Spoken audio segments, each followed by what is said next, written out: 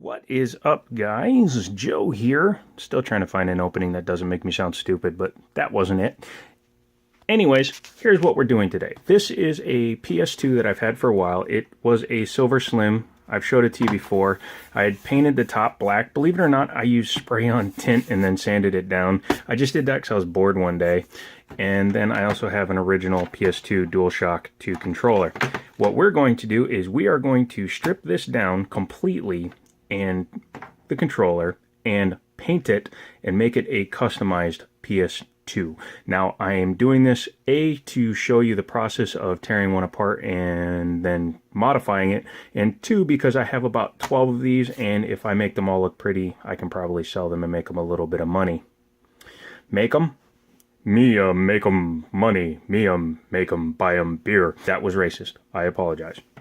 One thing I also want to do, I'm not being paid, but I do want to give a plug for the Radio Shack 58-piece precision screwdriver set.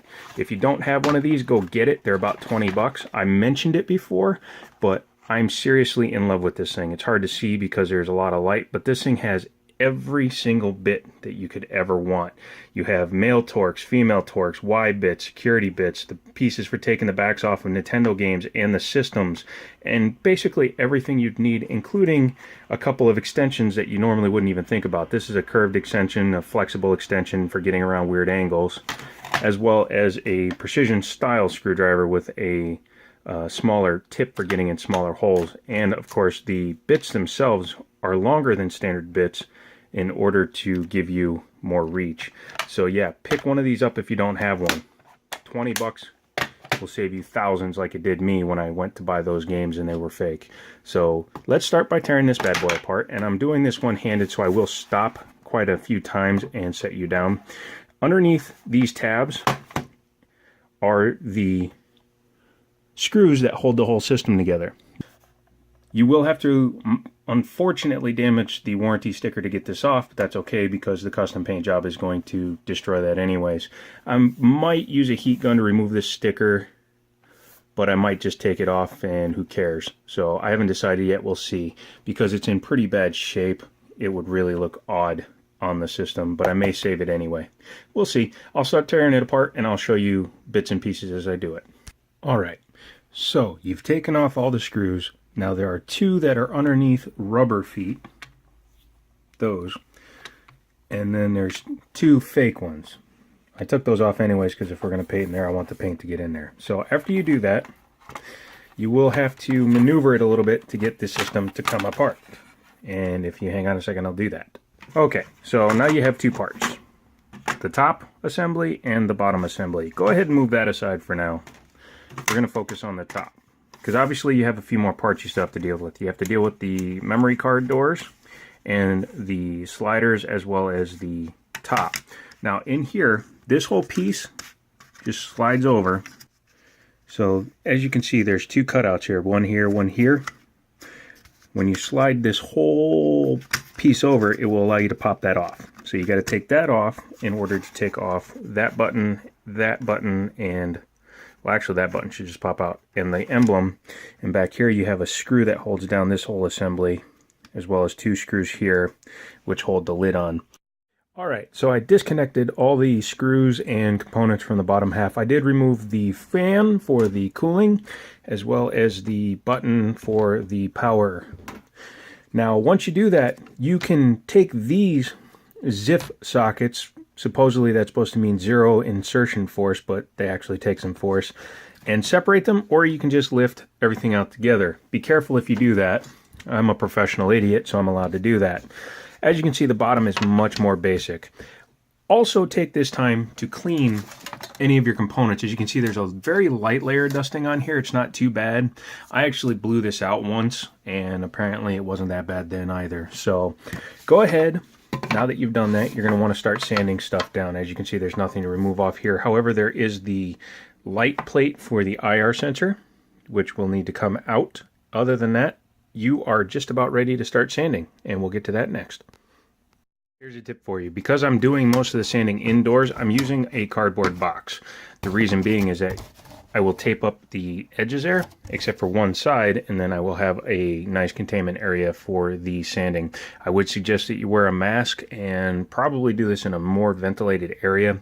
The painting will be done in a completely different area, but this part of it doesn't need to be. So just go slow, don't be in a rush, and have a vacuum out. That will help you reduce the fumes. Alright, next step time. I decided to tape off the label. We'll leave that as an original label. I sanded down the controller. You're going to lose all the lettering on it when you do a custom job. I don't have stencils or water transfer, which I really should, but it'll look good when it's done, as well as got the top ready. I'm going to put a coat of something that I'm going to show you. This is a very important step. This is called adhesion promoter. Adhesion promoter is necessary on plastic surfaces before you paint them, because if you don't have this on here, it can easily lift off primer, paint, whatever, and it will all come off afterwards. Also, it also forms a barrier between this and the paint surface, so you can get a little bit smoother paint job. So next step is to take all this into the area that I'm going to spray in, get it prepped up, cleaned up, and ready to paint. Alright, so as you can see, I have a fan blowing out. I actually have a fan overhead as well, and it is sucking out the air in order to dry these off. So after you put on a coat of adhesion promoter, you need sandable primer, and you'll see why. Alright, so as you can see, primer is applied. Now you are going to lose definition on lettering and a few other things. It's unfortunately something that cannot be helped. However, by applying the primer evenly and slowly, you can get a good finish. Well, unexpectedly, well, kind of expectedly, it turns out the stuff I had put on there before is interacting with this primer, so I have to wait for it to dry, sand it back down, probably put a different primer on it, and then try again. So as you can see, the base, which didn't have any of that paint on there, is fine, as are the controllers. So as soon as that dries enough for me to sand it down, I'm going to sand it again and start over. Okay, well, after a day of drying, this got so bad that it became completely unusable, although it does look kind of cool. However, I ruined it with red, but that actually looks kind of cool. But we're not going to be using that. Instead, what we're going to be using is this one, which I've already prepped, as you can see. Pulled the center stripe out. Actually looks kind of cool in a flat white, but we're not going to leave it like that. We're actually going to go with a red color. You'll see what kind of red when I'm done, but now it's time to get this painted up. Alright, well, after 3 days, yes, it took 3 days, here we go. Obviously, I still need to reassemble it, and there's a few flaws in it, but I've taken a black PS2 Slim and made it a bright red one. As you can see, it's still black in there. I have to go around and fix the trim, but I did at least put the controller back together. I wish I had some water transfer stuff so I could put the Sony emblem on here and whatnot, but it's still completely readable. You can tell that it's an original controller. It's just been customized. So what's next is to put the system back together, test it, make sure it works, and then I will show you what that looks like in just about 3, 2, here we go, reassembled. There are some flaws. This was more of a proof of concept that it would actually work. I didn't plan right. I had to use multiple pieces for multiple systems, so there's a couple of spots where there's some damage. But as you can see, it's back together. It works fine. It's kind of cool. And I'm sure that if I had taken a couple extra days, I could have gotten rid of the little flaws. But considering I haven't done something like this in a long time, I think it turned out well. So yeah, there you go. A little bit of buffing needs to be done. As you can see, it's hazy on that side. I just used some rubbing compound, but it left a haze. So leave me a comment. Let me know what you think. But that is a customized PS2. As you can see, it's got black doors, red body, and it works good. So That's about it. Talk to you guys later.